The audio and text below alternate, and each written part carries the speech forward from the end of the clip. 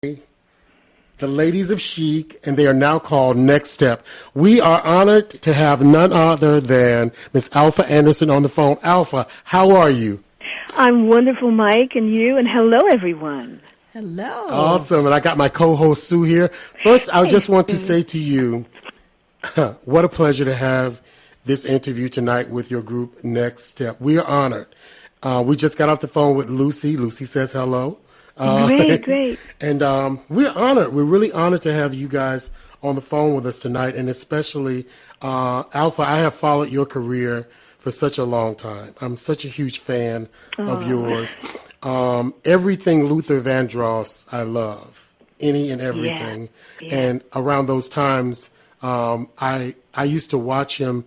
I could close my eyes and listen to Luther, but when I opened my eyes, I was always looking at this Vegas show, these gowns, the hair, the pit singers, the band.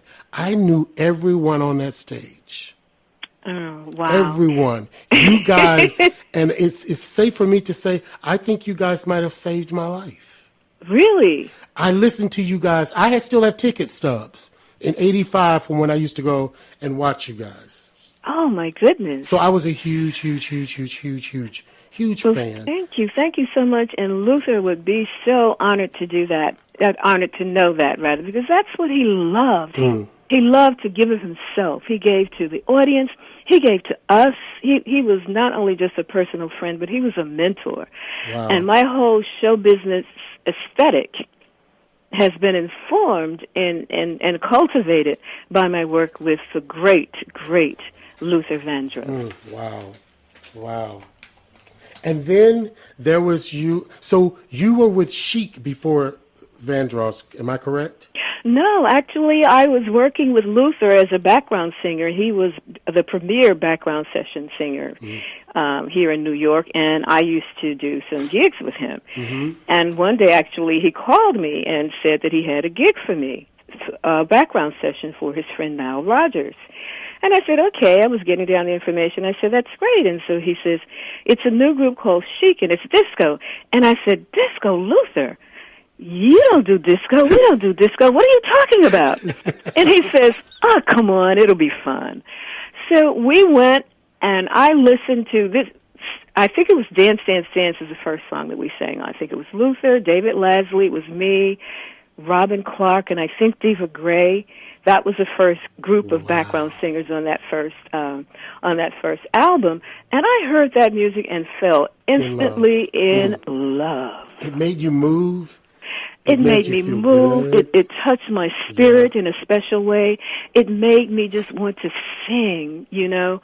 And I looked at Nile and Bernard, and I said, these guys are sheer genius.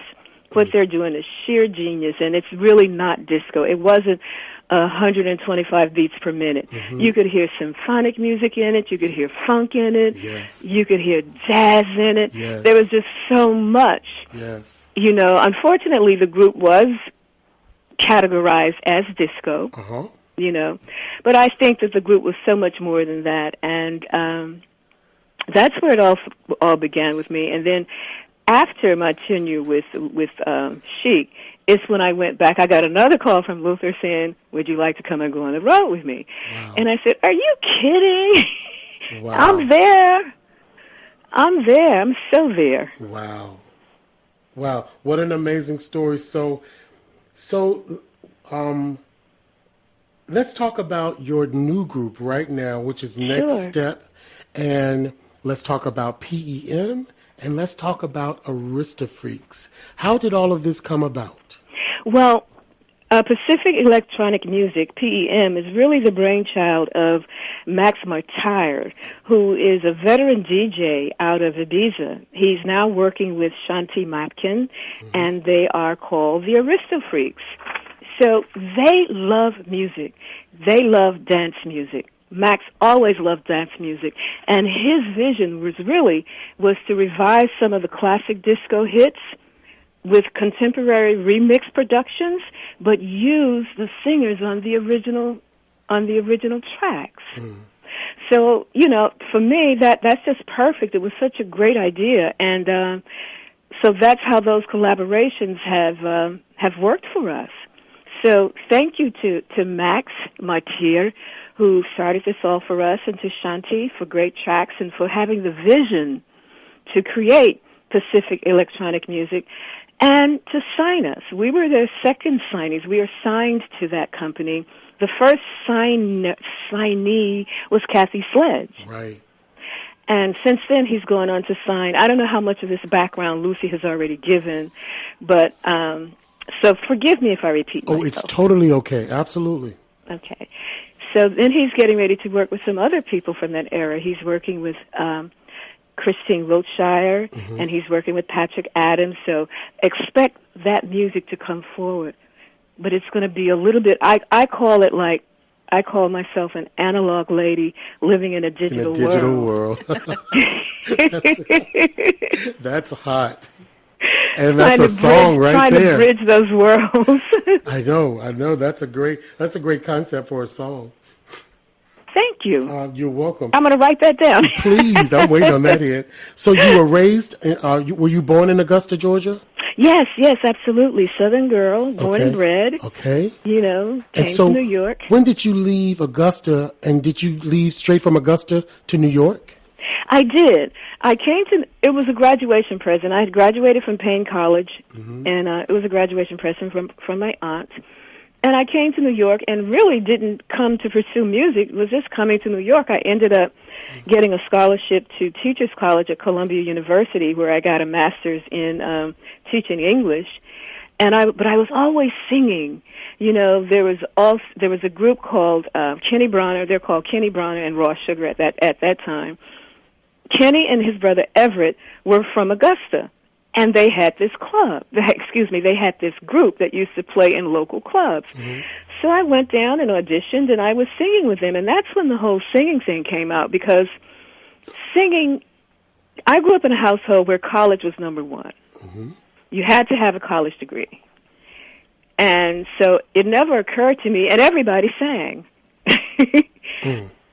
I always say that the best singers are not on wax. They're in the senior choir, Amen. In the choir in the churches on Sunday morning. Yes. So we all sang. It was just a way of life for us. So it never occurred to me that this was something that could actually become a living. Like the arts were just a part of cultivating the social graces in my world. Wow. But when I came to New York and I met people like Luther and Fonzie, that's when I realized that, hey, there's a little bit more to this than that. This actually is a career, and it's something that you can do, and it was my passion, but I had always downplayed the passion to do what was socially acceptable, which was to get my college degree and go on and live that American dream life. Right. So we're in listening. I was telling we had a really fun conversation with Lucy. I literally couldn't sleep last night because it took me on a ride of my past, and I grew up listening to. And when I say grow up, we're probably not that far different in age. I'm 52.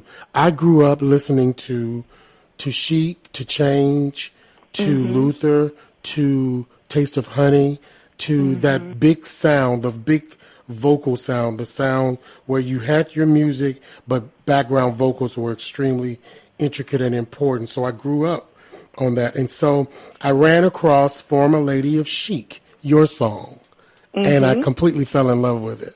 Last night was the first time I'd ever heard it, and it reminded me of the production of Marcus Miller and Luther. Yet, you and your husband, Tinker, correct? Did Tinker play a part in this song?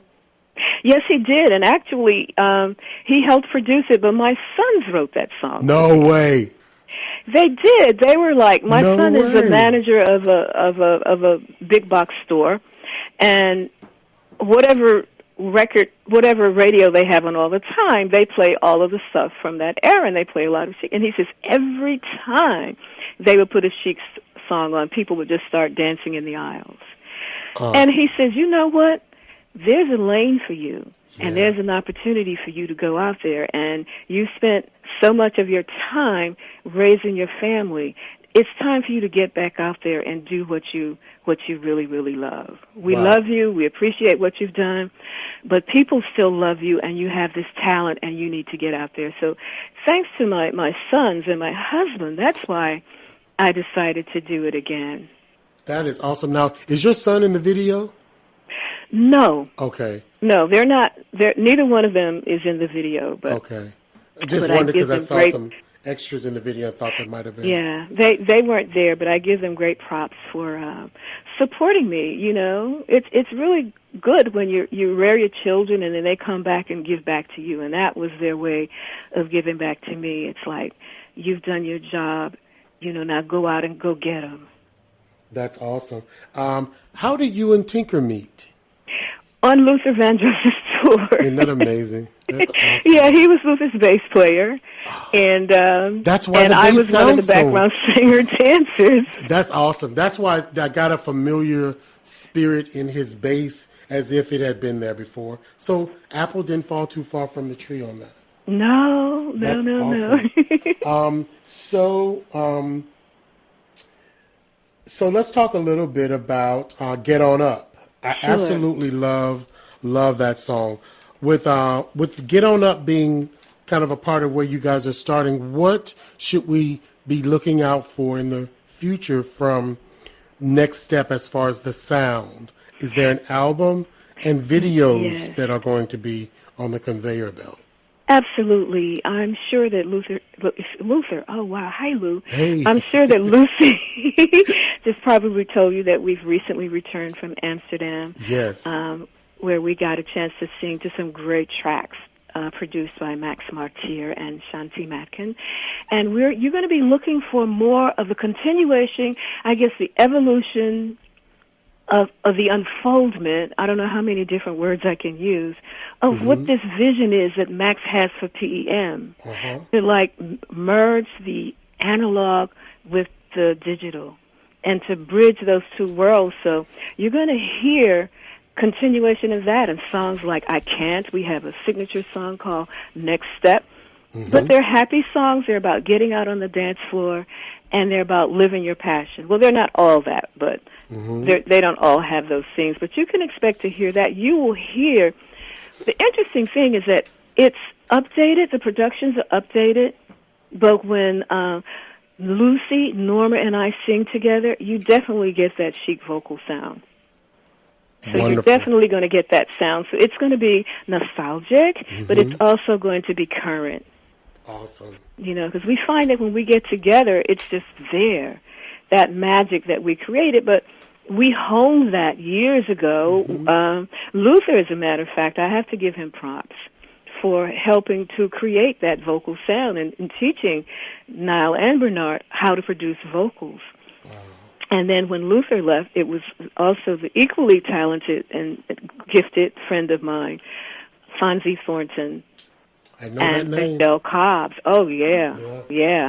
They became, so we sort of became the nucleus after a while. And then there were others who came in and out. I don't want to, it's, you know, when you name names, you always leave out somebody. Right, but kudos right. to all of the people that helped to create this great sound and this great music and this magic that is still here. Wow. So, for most of you that are listening in, we have the wonderful, beautifully talented Alpha Anderson on the line with us with the group Next Step. And if you're listening in, you may not know this, but Alpha Anderson has performed at Carnegie Hall. You've worked with Nat Adderley Jr. and Sr., is that correct? Yes. Quincy Jones on the Wiz soundtrack. Yes. You've worked with the legendary producer Arif Mardin and Herbie Mann. Luther Vandross, you sang on Le Freak, which is the biggest selling single in the history of Atlantic Records. Yeah, That's huge. Yeah, it was huge. And I think that song has just been inducted into the, is it not the Songwriters Hall of Fame? There was something else. I can't remember. That's okay. I'll do You'll do your research. I'll do my research. Like I should have done mine. No. With me saying all of that, what do you cherish most about your legacy and all that you have done in the world of music?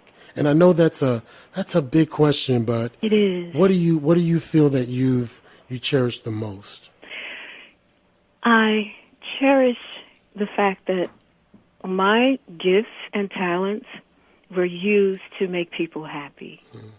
You know, when I hear people like you talk about how this music was very special to them, I have a Facebook page, ALFA Anderson, former Lady of Chic, in which I actually go back and document the history, you know, of Chic, including something of the liner notes, who sang on which tracks and that kind of stuff.